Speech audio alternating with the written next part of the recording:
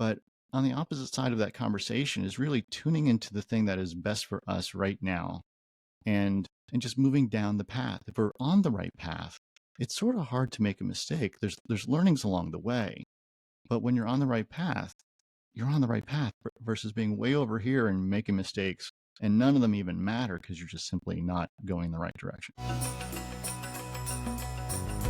Enjoy this Wild Soul Gathering production. I'm Dr. Sandra Marie.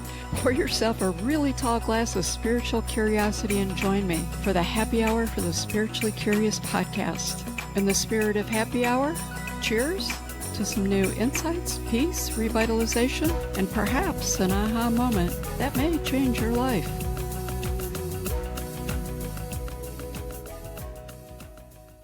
Hello, everyone in the studio today. We have Nick Musica. Welcome to the show, Nick. Howdy, Sandra. Thanks for having me.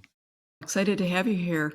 Hey, today we're going to be discussing psychic animal communication. And if we have time, I'd like to delve a little bit into a conversation on intuition. I believe that you also get into some intuition kind of things. I do. Okay, cool. So you have a really interesting story to share. And if you can talk a little bit about how you navigate between being a search engine optimization expert, which I actually do know what that is now that I'm doing podcasting, and SEO, to being a plant medicine enthusiast and a psychic animal communicator. So in my mind, there's a significant gap between those mindsets, and I believe that you're doing them all simultaneously, if I'm not mistaken.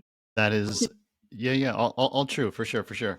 Yeah, so I've been working in the SEO field since 2003. Have been running an agency since 2019. But there was this thing that showed up for a long time for me, which was right on time, as predicted. For a very long time, since like my early 20s, I was living snippets of dreams. So it was really nothing significant. People have had dreams and they go, I had a dream, don't get on the plane. It was nothing like that. It was normal everyday things. I'm making up the scenario, but it was a random dog on a random corner in a random city. And then the next day, week, month, whenever it is, I end up driving by this random dog in this random city on this random corner that I'd never been in. Right. So that thing was present for a very long time. And I just didn't know really what to do with it, what any of it meant. And then in 2017, and I've been doing, SEO this entire time, more or less, or schooling or whatever it is.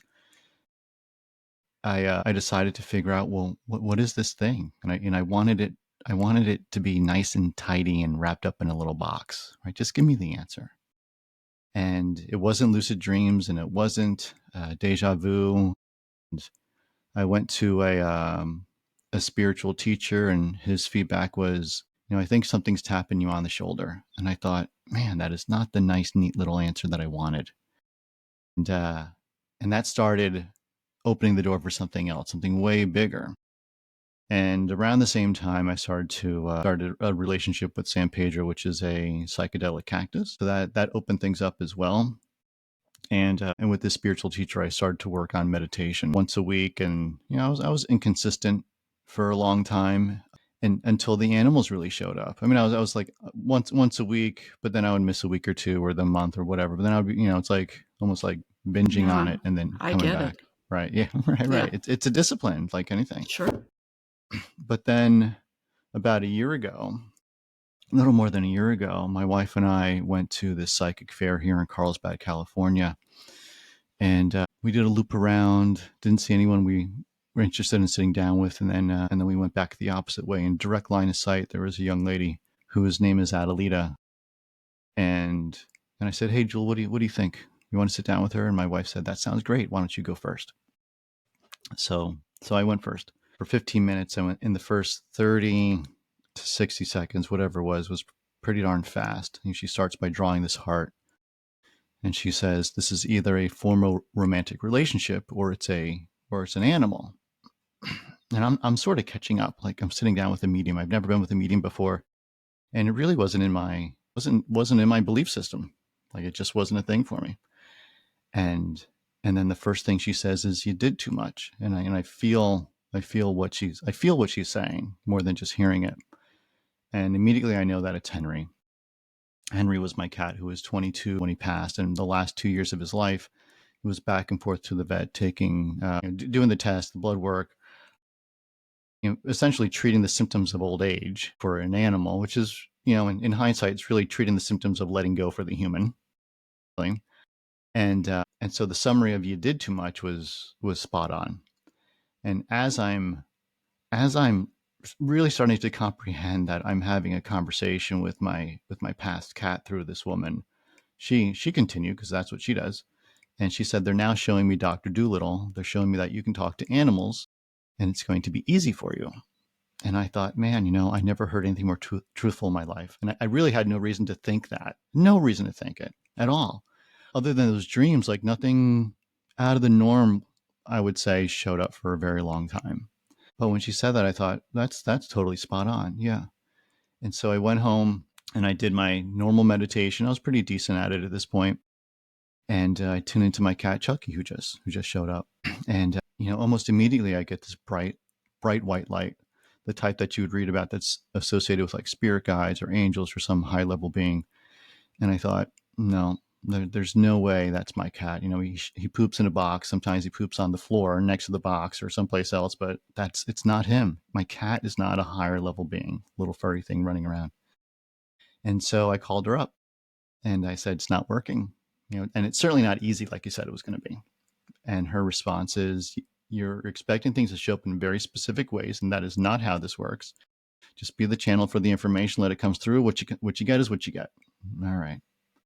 So I decided to give it a second shot. And I buy animal communication books. You'd be surprised how many there are out there. My library has totally changed. And I book a couple animal communication sessions with folks who actually do what she said I'd be able to do. I want to see how it actually looks, how it feels. I want to be the recipient of.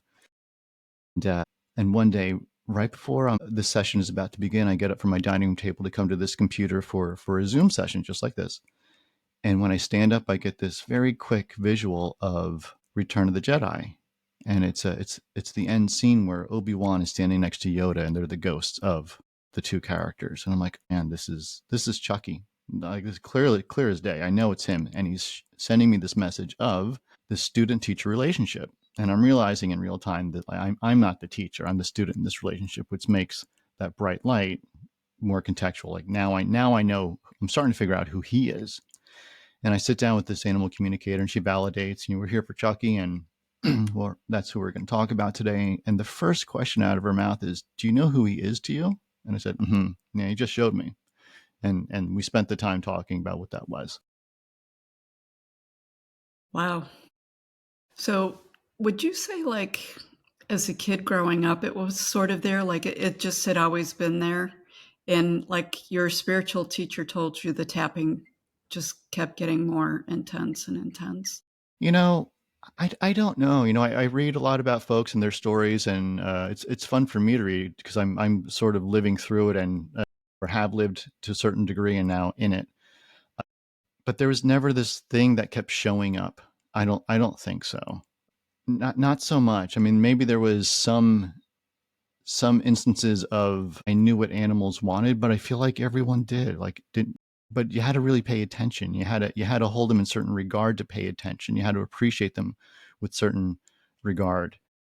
So for me that was natural, but looking back at it now, no, people treated them like dumb little things with fur, right? Like that's not as something that's worth taking care of. Not you know there's a difference between someone who has a dog and leaves it outside during the wintertime and someone who brings them in, right? Like as a Exactly. simple example, as a very simple example, right? One has respect for the animal, and one doesn't, and just doesn't care what they're going to find in the morning. So I mean, that awareness and that appreciation has always been there, and I think that's a big part of it, is appreciating the thing that's around you, and then you have a different relationship with that thing, be it an animal, be it your mate, be it Mother Nature, whatever you want to have an appreciation with. It changes things. Those dreams were the thing that really, for me, just made things odd and different.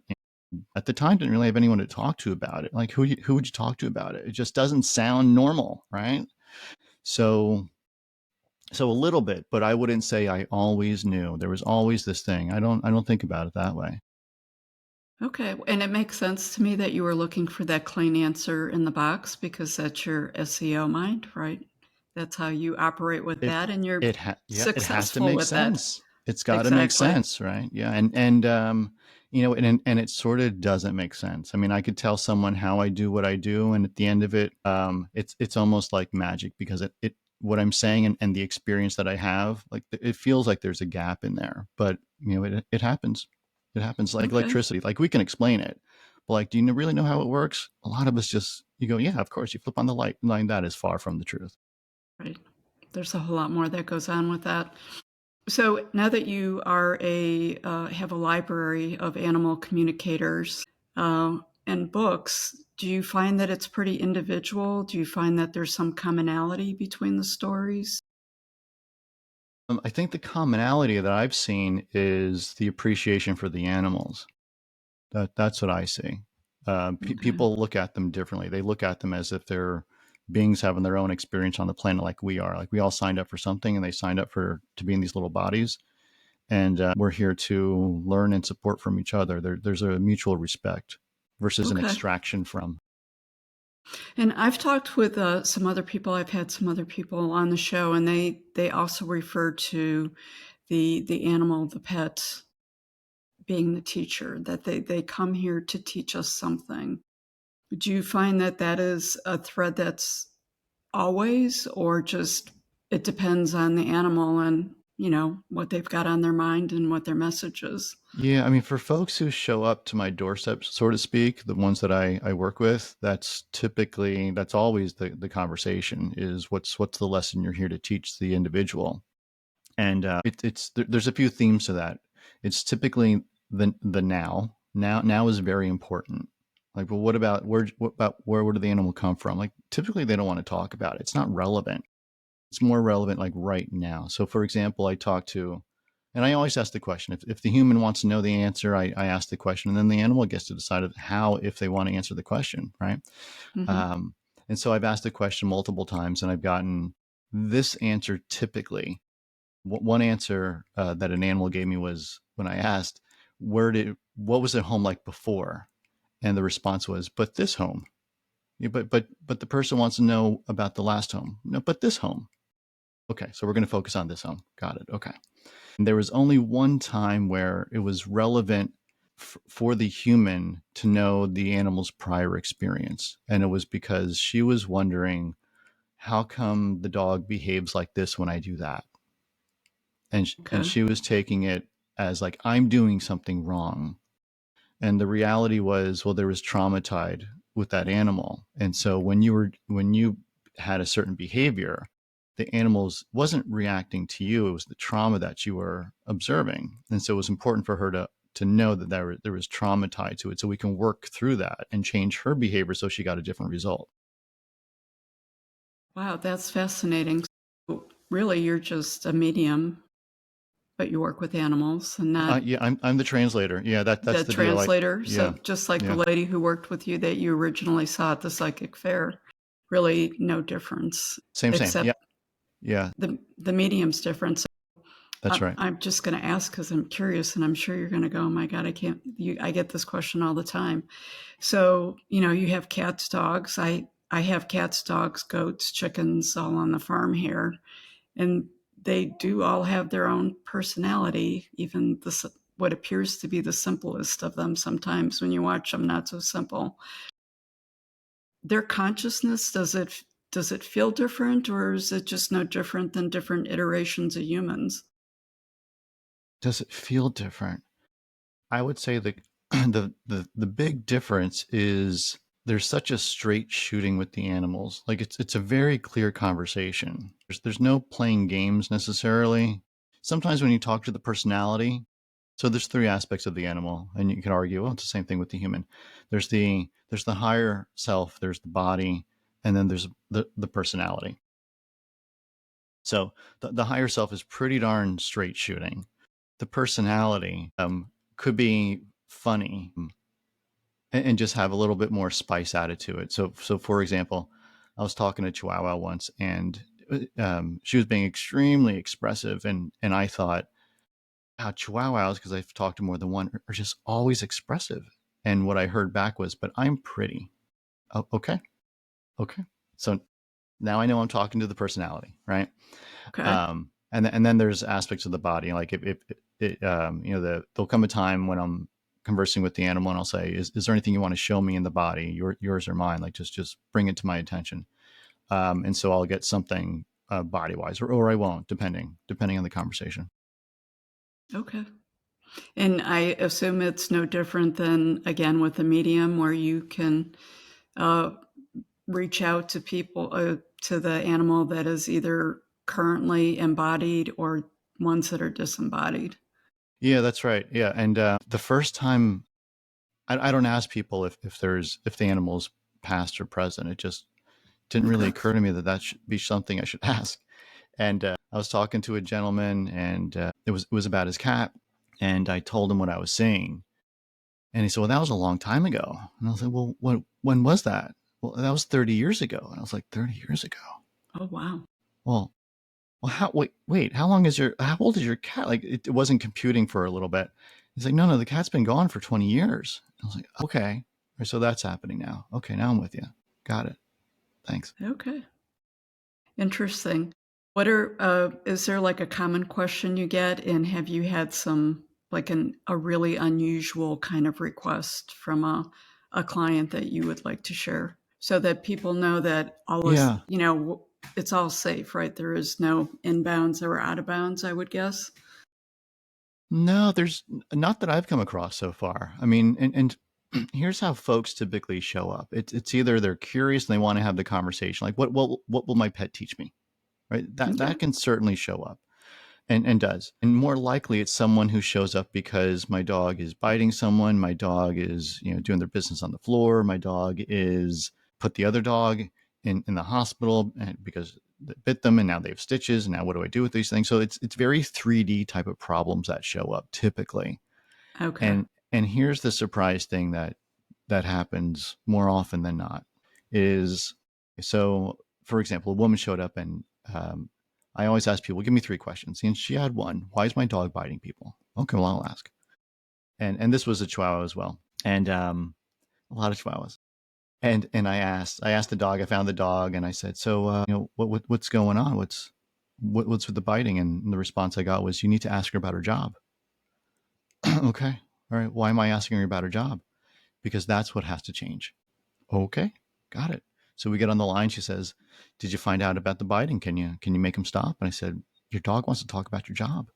What's going on? Well, I'm sort of unemployed, but I'm a private driver. Well, what does that mean? Uber, Lyft. Okay, how's it going?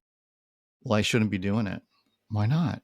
Because my doctor said I shouldn't, because I have spinal issues. And after about an hour or two driving around, I get very aggravated. My spine's very aggravated. It's very painful.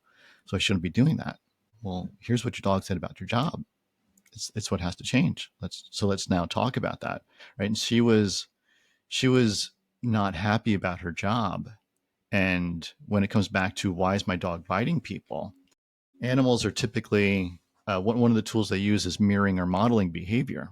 So Oh, wow. if you've ever heard someone say, man, my dog is so lazy, sits on the couch all day long while I play video games, right? So, got it. Yeah, your dog is the lazy one in this relationship. I'm with you now. My little boy cat, Chucky, he every night between 7 o'clock and 8 at night, he will either be at the top of the stairs waiting or meowing for me, or at the bottom of the stairs waiting typically. And my wife will say, your boy's down here, you got to come play with him. But he's waiting to play every night, because I have this relationship with the computer where I will grind through and I'll keep on going. It's too much work. And his lesson to me is you should play. So the way that it showed up for the woman who had the biting chihuahua was, well, I'm angry and I'm biting people. Well, why do you think your dog's angry? And the result is biting people. It seems like you're not happy with your job. We should talk about that. And so that was the conversation. Wow. That's amazing. And that's beautiful. I love it. Yeah, it's Uh, super cool. They're Both so really good examples. so trippy, that you like. I never know what's going to happen. I never know what I'm going to get, and it's always something unexpected every time. Every Wow. time. That is great, and what a difference from your, I'll call it your day job. What a difference from your day job, Yeah, right? yeah, It's really does keep your perspective about existence, all existence and Yeah. consciousness so Yeah. differently, right? Totally. Totally. Yeah. I mean, there was a day, this was a while back at this point, where I was talking with animals and relaying it to humans, and I got off the line, and then I went back almost immediately to the day job, and it was such a rough entry, being sort of like high as a kite, talking with these animals and the humans. Like it's so much fun. And then I'm going back to like just being really focused on reading an email and what's going on here, and is there a problem, what has to happen, and what's the action. And just those two things so close to each other on a timeline was a very unique experience. Yeah, I bet. So I would like to shift the conversation over to intuition, but before I do that, the picture in the background has captured my attention. Can you share a little bit? I sure can. Yeah, that's my wife's picture. She bought it. She didn't paint it, but Okay. I think the artist is Magritte, and the name is The Lovers Two, and that's about all I know about it. Okay. That's all I know. Well, it does grab one's attention, so I thought I would ask. Fair enough. So you do work with intuition. Can you tell me a little bit on how you got on that path? Yeah, yeah. So that started around 2017. It was with the spiritual teacher that I was talking about, and so he it started with a coaching program. I was working with him with a coaching program, and it was 6 weeks. Then it was another 6 weeks, and he was talking about how what he was doing, and he was following my energy and tracking me, and he was talking about this coaching program that he had, and it wasn't interesting the first 6 weeks. Then the next 6 weeks was a little interesting, and I asked a little bit about it, and then I said, why don't we focus on the coaching program? I'd love to take you up on it and walk through that for the next 6 weeks. And so he walked me through. His name is David Waldis, and it was Align Living is the system. And it's a meditation practice. It helps you stabilize your energy. And he taught me how to read someone else's energy. So walking through lighting up the chakras, the root, sacral, etc., and seeing how people flow through it. And at the end of anything that we're talking about, be it mediumship, being psychic, being talking to animals, you want to call it intuition, whatever broad label you want to add to it. The root of it is really a good meditation that is has an aspect of grounding and has an aspect of source, or whatever you want to give that higher level being, or entity, whatever name you want to give it. And so working with him to understand how that worked, to understand what he was doing with me, I started to do that with some other people, loosely. But that Mhm. was where things started to get really interesting. And before the animals showed up, I started to hear things and see things, and more consistently. I mean, and in retrospect, like those things were showing up every once in a while, those taps on the shoulder every once in a while. But I couldn't contextualize it, and it was a little, sort of weird, and again, didn't really know what to do with it till it became more of a consistent thing. And then I started to work with more people around it. And so what it looks like today is, some people show up and they go, I want to talk to animals. Great. I want a better relationship with my animal. That's cool. Okay. But here's the starting point is we're going to learn the foundation of intuition, the things that help me out. I'm going to share with you, and I'm going to walk you through, and we'll work through the blocks together. And then I think personally is that what opens up is what opens up for you. So for example, I have a young lady that I'm working with now who she was looking for a sign. She went onto Instagram. She saw a video that I posted about me being interviewed in Santa Barbara a couple months ago, and she reached out and she said, I just had to contact you. Well, why is that? Well, I'm doing furniture flipping. I do. But what you don't know is I hear a voice. I hear a voice that tells me to go down very specific alleys, and I'll find furniture. And I do. Every time I hear the voice, every time I get that nudge, I find furniture. And then I put my hand on the furniture, and I start to glean the stories from the furniture. And now I work with furniture, and that's how things are showing up for her, right? So her Mhm. experience isn't animals, her experience isn't beings that have passed, her experience is furniture, right? So it could show up in so many different ways that it's so important to understand that the fundamental is this channel that we can create. And the expectations that you have, if you only want to do it for animals, you could be blinding out everything else, right? You know what else is cool about that is furniture has consciousness. Yes. Yeah. Everything has consciousness. Everything. It's not just furniture, but as you said that, I thought that's such a great example because a lot of times, again, people have a hard time wrapping their head around that concept that, a rock has consciousness. So I thought, oh, that's a Totally. perfect example of something has consciousness because she's reading it. Yeah. Yeah. Or an energy signal tied to it, I mean, whatever it may be. I've Yeah. picked up pieces of paper from people because I just like to see what's on the paper. I don't know why. I just like to see what is it a card? Is it a sale? Is it an advertisement? Whatever. It's that whichever side of the brain, that SEO side of the brain. Like I'm curious about that advertisement, right? That messaging. Mm-hmm. Um, and I've picked up pieces of paper from people more than once, and I just don't feel good after having picked up that piece of paper. There's a transference that happens Oh, sometimes, and it with the is, energy. yeah, it is not good. So the more sensitive you get to things, we get it like, so as you develop your intuition, you become more sensitive to everything. And now we get into energy management and also hygiene of that energy. And what does that all mean? Because it's terribly important to do it the right way, or else you're not going to get the result that you want. Okay.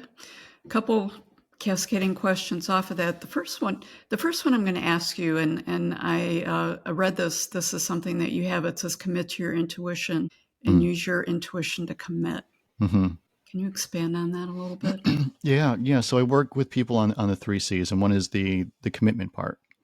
And so folks say they want to develop their intuition, but it's a commitment, right? There's a daily practice to it. There's a longer term commitment to it. So for me, as the example is every day, like clockwork, largely the first thing I do in the morning is sit on the same space, my little bench area, and do a meditation for 5 minutes, 10 minutes, 20 minutes, whatever it is, depends on the day, but it's typically every day. And then I have office hours for animals, so that's my regular-ish rhythm. There could be a little bit Mm-hmm. more, it could be a little bit less, but that's the baseline for me.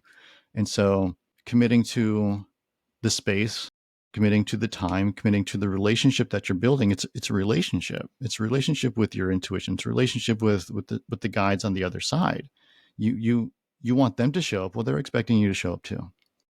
So we're Good point. building this relationship, right? Mm-hmm. And so it's not it didn't work, one and done. Well, that's not commitment, right? That's nothing. We live in a society where we can't even drive a car and be focused on the task of driving the car without looking at phones, without being distracted by things, right? So commitment is not a thing that's prevalent in our society these days. Fact. So, what are some others? That's a big strategy, just having that time set up in the morning that you do that. What are a couple other strategies that you could throw out there for people Yeah, who are going to dip their toe in it, but those who want to be a little more serious, knowing that there's more to this? yeah. I mean, it's we'll go with the through the other C's. So there's another coincidences, which there are none. There are no coincidences, right? So I mentioned Santa Barbara. So we drive up there, and on the way going up there, I'm thinking, is this what I should be doing with my time? Should I be getting in front of people talking about talking to animals? I don't know. And it's sort of a fleeting thought. It's a 4 hour drive to get there, and we get to the Airbnb in Santa Barbara, and I pull into the back parking lot. It's a multi-level unit that we're staying in. It's a big house that's been chopped up, and we pull into the back, and we're in this big parking lot, and I start counting the parking signs, number 1, 2, 3, etc. And I'm like, oh, we're 10, 9, 10, and 11. They're basically like in a barn. It's not open. It's not open parking lot. It's in a barn. I'm like, that's a very tight door. Like this car is never going to fit in there. And but I want to give it a shot. I used to valet park cars. I like getting cars into Yeah. tight spaces. So it's Okay. it's it's a fun thing It's for a me. challenge. It's a challenge, right? So I get in there, and and it doesn't work. It doesn't work. I try to get out. I can't get out, and I get the car back out, and I'm thinking $1,000 for 3 days, like, and parking was included. Now I'm parking on the street. I'm a little irritated with this, right? And we park on the street. My wife's with me. Park on the street, get her stuff, bring it upstairs, and I'm preparing to go to this event that I'm speaking at in about an hour and a half or so. and looking for a place to go eat on the phone. And I see this little spider just tripping down my head. And I'm like, oh, let me get you and just usher you outside. And still a little irritated, but not what I was 10 minutes ago, 15 minutes ago. We get outside. We have to drive to the main street, State Street in Santa Barbara to get some food. And we're walking to the car. At the rear of the bumper, there's this little feather sitting there. I just pick it up and bring it inside and show my wife Julietta to show it to her, and I put her down. And then we get to State Street. We park the car, and as we're walking to the restaurant, we walk by this little sign that says Cat Cafe. It was a sign for a cat cafe. I think it actually said cat therapy, and it was a sign for a cat cafe, which was down the alleyway.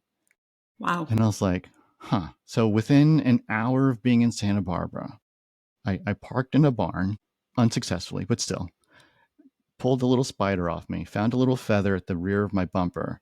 We walked by a sign that said cat therapy. Am I in the right place to be talking about animals? I think so. I think so, right? Yeah. Yeah. Yeah. But if I wasn't open to synchronicity versus everything's a coincidence, then I could have just stayed mad about the parking spot. And I'd just been irritated about the spider. Never even seen the sign of the feather or the sign for the cat therapy, a cat cafe store, Mm-hmm. and just been in my own muck, just being mad about $1,000 in 3 days. Right? I could have Yeah. easily stayed in that, but Sure. I wasn't. Nice. And so I started to see the synchronicities versus maybe a coincidence or two. Yeah. Or 3 or 4. Or you're right, as many as you need for that, right? And they keep on showing up. So once you can distinguish between coincidences and synchronicities, it starts to show up. And for a lot of folks, I mean, this is the easy example that I give is: have you ever thought someone was going to call and then they magically called or Mhm. magically text? Or have you called someone and they go, "Oh my God, I was just thinking about you," right? It's happened more than once for folks, and that is at the very basic level what I'm talking about. It's this connection that we have a chance to build on. But if we just go, oh my God, that was so weird, there's nothing to build on with weird. But there's something to build on when we recognize the connection and we want to do something about it. Okay. So we have commitment, coincidence. What's the third C? Yeah, the third C is the channel. Is don't, no expectations. Is what you get really is what you get, right? And so that's why when I'm teaching intuition, it's but I want to have this experience. And I have a gentleman who showed up, and he essentially got a visitation from his father, and he gets shot into outer space, and then he comes back and he says, I want to have that experience again. Okay, well, tell me why, because it was fantastic. All right, well, we're going to work on having like experiences, because here's why. If we're looking at the world through this little hole in a piece of paper, all we see is what we see through that little hole. But when we remove the paper, we can get a broader, wider, greater experience. So we're gonna take those expectations, throw them out the window, and just work on being open to whatever wants to show up. And you're going to be surprised what that is. And sure enough, one session down, he's like, "Yep, now I know what you're talking about. All right, appreciate it." So removing those obstacles, and we're really good, and I was really good, and still am, at taking an obstacle, manufacturing an obstacle, and putting it right in your way. Boy, yes, aren't we? Mm-hmm. That and Yeah, being attached to the outcome. totally right. Which is that expectation, right? But it has to Right. work out like this. Well, why does it have to work out that way? Because that's what I want. Okay.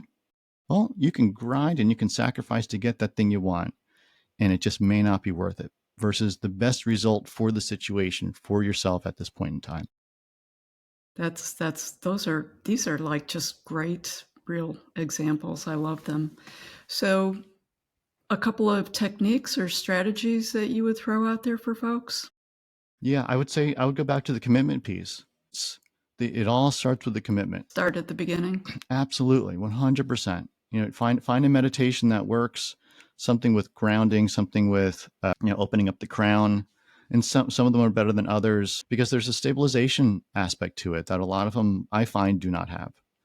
Um, Mm, and people, it really is easier to sit with someone and learn the techniques versus going on YouTube. It's helpful for sure, but and I've heard this from multiple people. There's a difference. The gentleman I just got off the line with him before we got on, and I asked, did you do the homework? Which was sit down and meditate. Essentially, that was the homework. Yeah, I did. but it's different than it is with you. Well, tell me why. Because it's easier. I get more of the experience. It happens faster. Like so, those things are certainly part of the experience of working with someone who can guide you through it. It's like sports athletes. They're Mm. at the top of the game and they still have a coach, right? I mean, they still have someone to mentor them through to tweak how they stand, how they swing the bat, how they throw the ball, or whatever sport we're talking about. But it's just simply easier when you have this independent party watching you and helping you out. And this is very similar. Okay, that you know what, when you said that, I thought because I enjoy my sports, and I thought, "Well, yeah, actually, you're right, they do still have a coach, not trying to figure it all out on their own."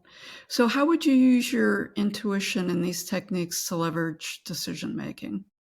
Yeah. So a lot of us, as you said, um, we get attached to that outcome.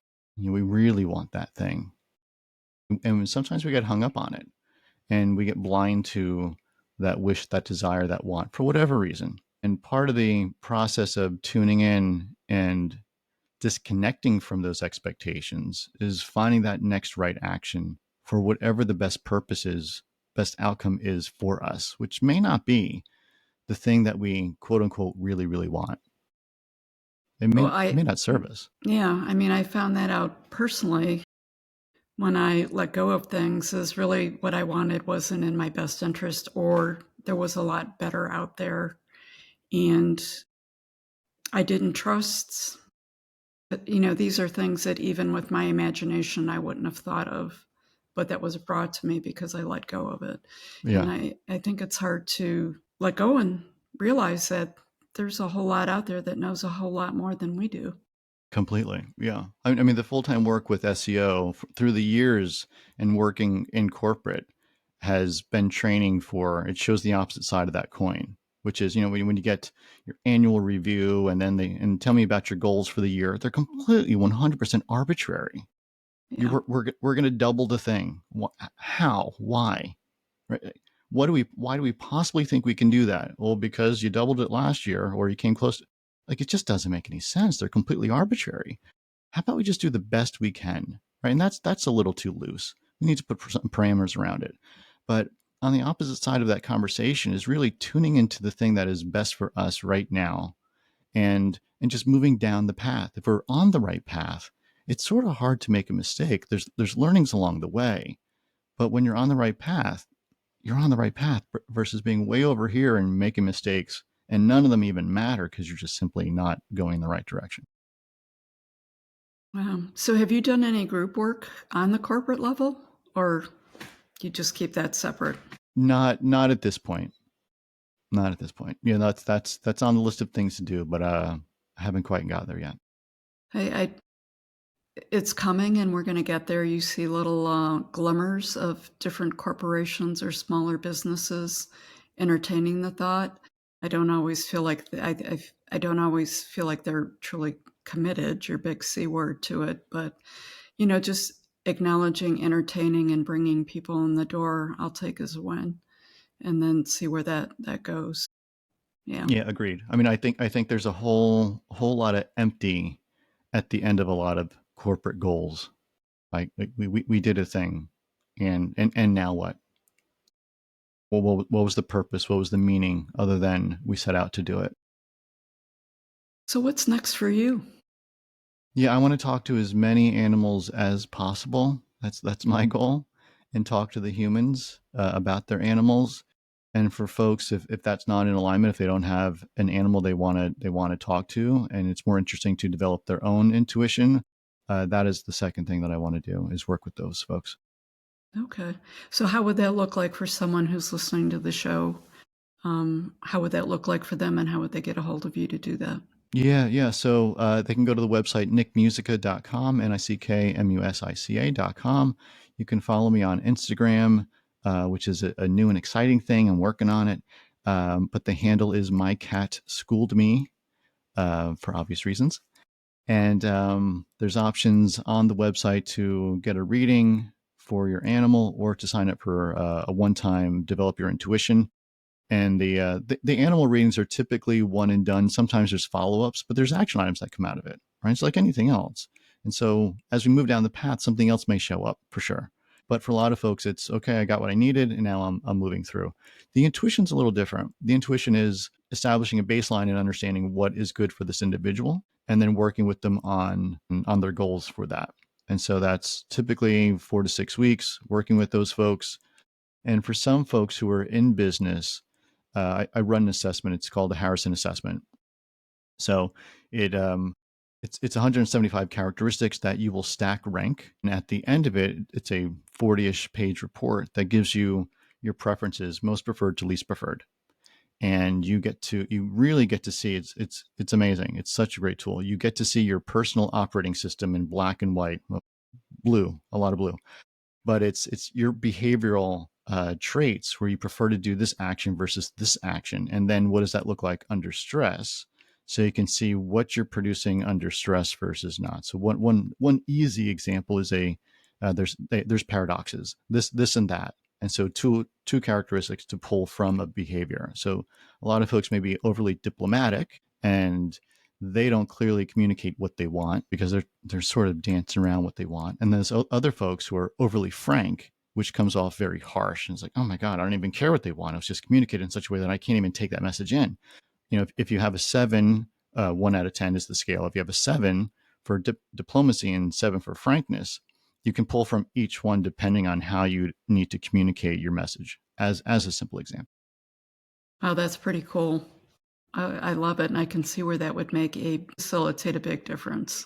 Yeah, it's enormous. Yeah, I used to when I was personality of the organization. My goodness, yeah. And so and you can run it against teams, right? So if everyone in leadership, for example, is overly diplomatic, as again, random example, is anything really getting done? Probably not. Or if everyone is overly frank, do you think everyone who is a subordinate thinks that leadership is harsh? Probably. So now we can get into EQ conversations. We can get into ways of communication. Like there's a way bigger conversation around it. Wow, that's great. I love it. And I love that that's on the horizon, more to come. Any last thoughts that you'd like to leave for the listeners? I think we covered a lot, Sandra. I think we did pretty well. Okay.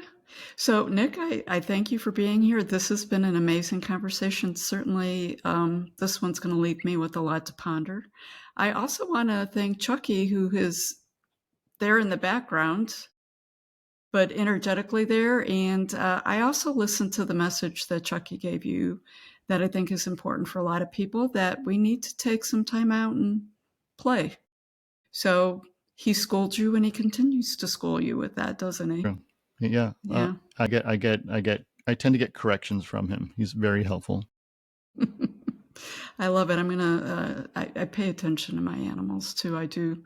I know they communicate and they tell me things, and we have conversations. And people can think what they may of them. I'm letting go of I'm worried about being judged with it. So it is what it is. They're gonna think what they want anyway. Well, that's points and a good point. And I also want to take time to thank all the listeners who take time out of their day to join us and listen to us with the show. And I want to remind everyone, embrace that wild soul. Until next time, thanks, Nick.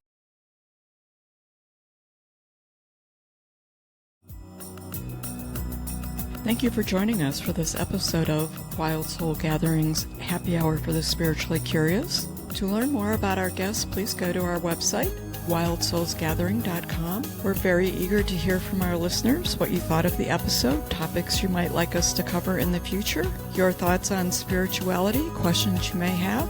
Please feel free to send us an email at wildsoulsgathering@gmail.com. This is your host, Dr. Sandra Marie, sending each of you peace and love. Until we meet again, embrace your wild soul.